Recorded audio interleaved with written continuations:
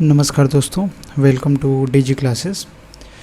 तो जैसा कि पिछले वीडियो में बोला गया था कि भारतीय अर्थव्यवस्था की जो पीवाईक्यू सीरीज़ है वो नेक्स्ट वीडियो में आ जाएगी आपको। तो चलिए हम लोग देखते हैं भारतीय अर्थव्यवस्था से रिलेटेड जितने भी पीवाईक्यूज़ आ रखे हैं यूपी ट्रिपल एससी के एग्ज़ाम में, तो हम लोग सारा का सारा वो क्वेश्चंस देखेंगे। और अगर आपने अभी तक चैनल सब्सक्राइब नहीं किया है तो प्लीज़ सब्सक्राइब कर दीजिएगा और बेल आइकन दबा दीजिएगा, जिससे आपको सारा इम्पोर्टेंट अपडेट्स मिलता रहे। और साथ में ही आपको अगर और भी कोई वीडियोस आप अगर पहली बार इस वीडियो पे आ रहे हैं, चैनल पे आ रहे हैं, तो प्लेलिस्ट बना रखी है मैंने यूपी ट्रिपल एससी पेट 2025 करके, यूपी ट्रिपल एससी पेट 2025 के नाम से प्लेलिस्ट बना रखी है। उसमें आपको सारा का सारा वीडियो मिल जाएगा, करंट अफेयर का भी मिल जाएगा कुछ, और जो एंशिएंट हिस्ट्री, मॉडर्न हिस्ट्री, फिर ज्योग्राफी, और उसके बाद से ये इकॉनमी स्टार्ट हो रहा है। तो चलिए हम लोग देखते हैं इस इकॉनमी के क्वेश्चंस को। तो इसमें पहला जो हमारा टॉपिक है ये भारतीय अर्थव्यवस्था है, जिसमें हम लोग 1947 से लेके 1991 तक का जितना भी ये पीरियड का बीच है, इसके बीच की हम अर्थव्यवस्था देखेंगे भारत का। तो हम सबसे पहले फोकस करेंगे योजना तथा पंचवर्षीय योजनाओं पे। तो चलिए बिना देरी करते हुए हम अपना पहला क्वेश्चन देखते हैं कि भारत की 12वीं पंचवर्षीय योजना का मुख्य उद्देश्य क्या है। तो ऑप्शन दे रखा है तेज और सम्मिलित विकास, तेज, शीघ्र और विश्वसनीय सम्मिलित विकास, और सी है तेज, विश्वसनीय और अधिक सम्मिलित विकास, और डी है तेज, सतत और अधिक सम्मिलित विकास। तो ऑप्शन डी हमारा सही हो जाएगा। जो 12वीं पंचवर्षीय योजना थी उसका मुख्य उद्देश्य था तेज विकास हो, सतत हो और अधिक सम्मिलित विकास हो।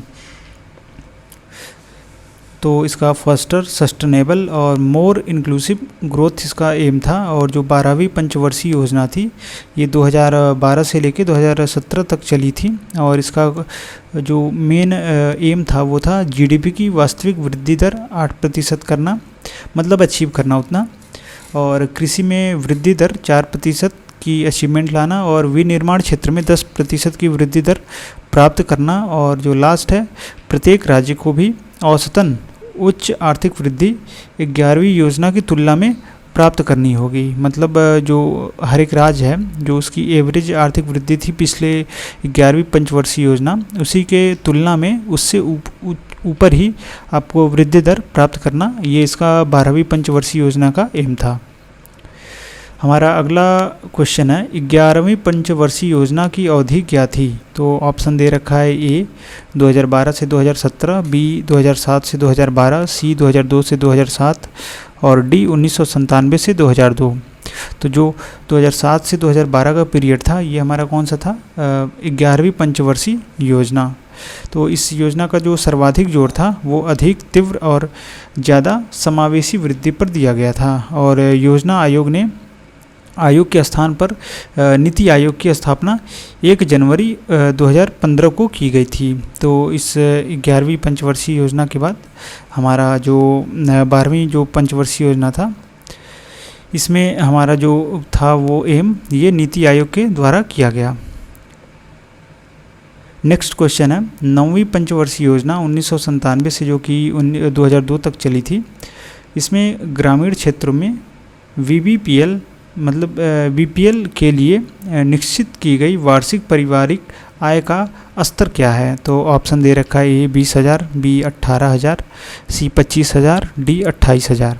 तो जो 9वीं पंचवर्षीय योजना थी 1997 से लेकर 2002 तक, तो इसमें जो बीपीएल की जो निश्चित पारिवारिक वार्षिक आय दर्ज की गई थी तो वो 20,000 रुपये थी। अगर इससे ज़्यादा आप कमाते हैं तो आप बीपीएल में नहीं काउंट किए जाएंगे। अगर 20,000 या उससे कम की आपकी वार्षिक आय है पूरे परिवार की तो आप बीपीएल काउंट किए जाएंगे।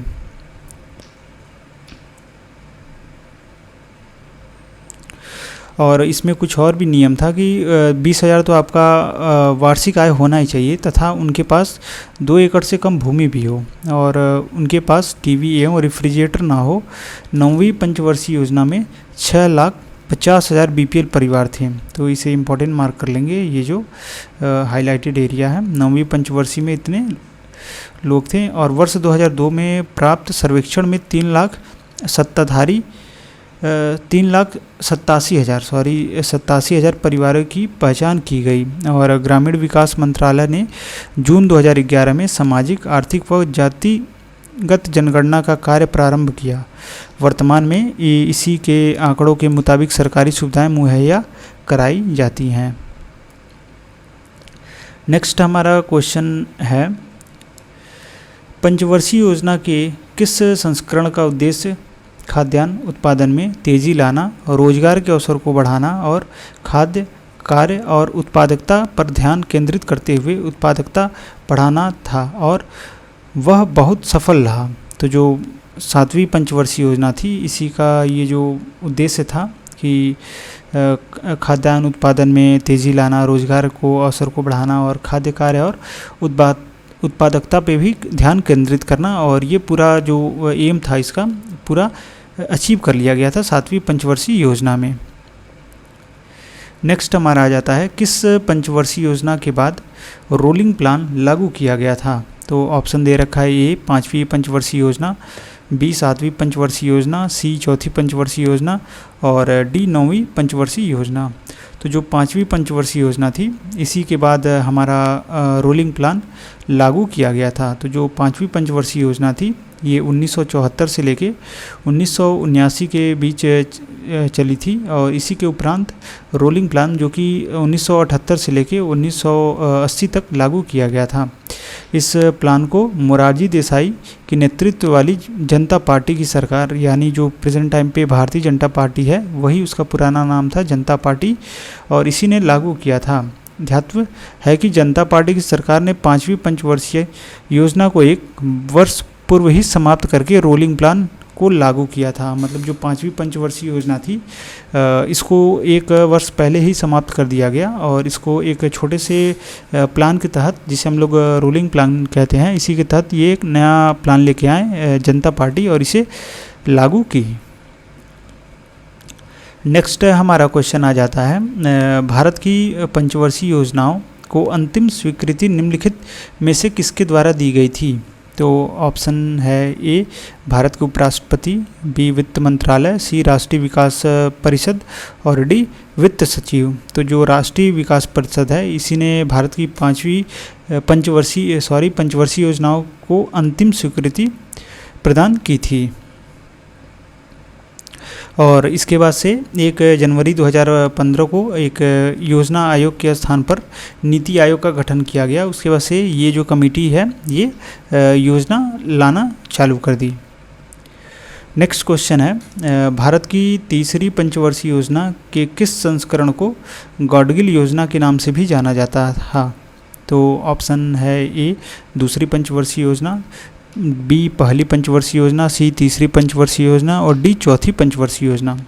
तो जो तीसरी पंचवर्षीय योजना है, इसे गाडगिल योजना के नाम से जाना जाता था। और जो तीसरी पंचवर्षीय योजना थी, ये 1961 से लेके 1966 तक चली थी और ये गाडगिल योजना के नाम से भी जाना जाता था। और इस पंचवर्षीय योजना में अन्य क्षेत्रों के साथ ही देश के रक्षा क्षेत्र पर भी ध्यान केंद्रित किया गया था। नेक्स्ट क्वेश्चन है हमारा, किस संस्थान ने India's booming gig and platform economic शीर्षक से एक रिपोर्ट जारी की थी। तो ऑप्शन दे रखा है, ए विश्व बैंक, बी अंतर्राष्ट्रीय श्रम संगठन, डी अंतर्राष्ट्रीय मुद्रा कोष और डी नीति आयोग।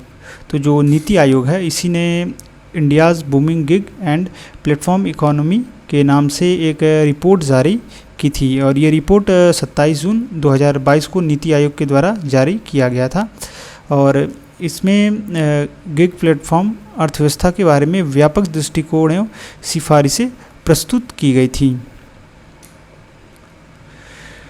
नेक्स्ट हमारा क्वेश्चन है, डैश योजना आयोग के अंतिम उपाध्यक्ष थे।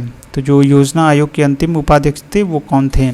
तो ऑप्शन दे रखा है ए श्री मोंटेक सिंह हवलिया, बी श्री विनय कोहली, सी श्री आरपी सिन्हा और डी श्री श्यामल घोष। तो जो श्री मोंटेक सिंह अहलूवालिया थे, यही जो योजना आयोग था उसके अंतिम उपाध्यक्ष थे। तो ऑप्शन ए हमारा करेक्ट हो जाएगा।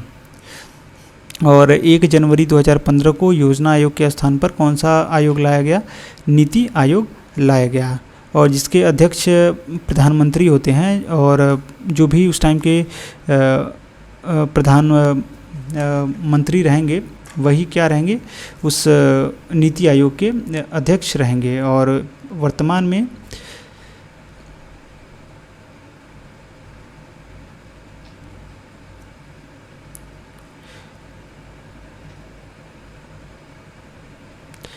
जो नीति आयोग के जो क्या कह लें हम उपाध्यक्ष हैं वो सुमन बेरी जी हैं। तो ऑप्शन ये हमारा इसमें सही हो जाएगा। और याद रख लेंगे कि जो उपाध्यक्ष हैं वो प्रेजेंट टाइम पे कौन है? सुमन बेरी जी हैं। नेक्स्ट हमारा क्वेश्चन है, स्थिरता के साथ विकास के उद्देश्य से निम्नलिखित में से कौन सी पंचवर्षीय योजना शुरू की गई थी? तो ऑप्शन दे रखा है ए चौथी पंचवर्षीय योजना, बी छठी पंचवर्षीय योजना, सी तीसरी पंचवर्षीय योजना, डी पांचवी पंचवर्षीय योजना। तो स्थिरता के साथ जो विकास के उद्देश्य से जो पंचवर्षीय योजना लाया गया था उसका नाम था चौथी पंचवर्षीय योजना, ग्रोथ विथ स्टेबिलिटी। और ये जो चौथी पंचवर्षीय योजना थी ये 1969 से लेके 1974 तक चला था।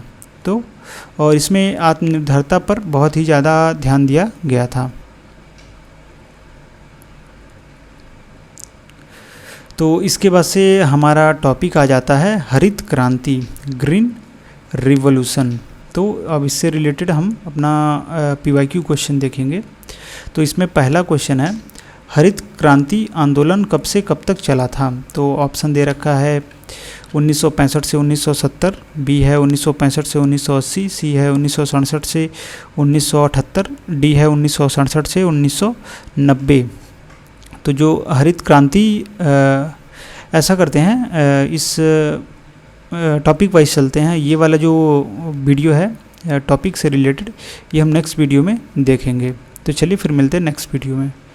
तब तक के लिए थैंक यू और चैनल के साथ बने रहिए।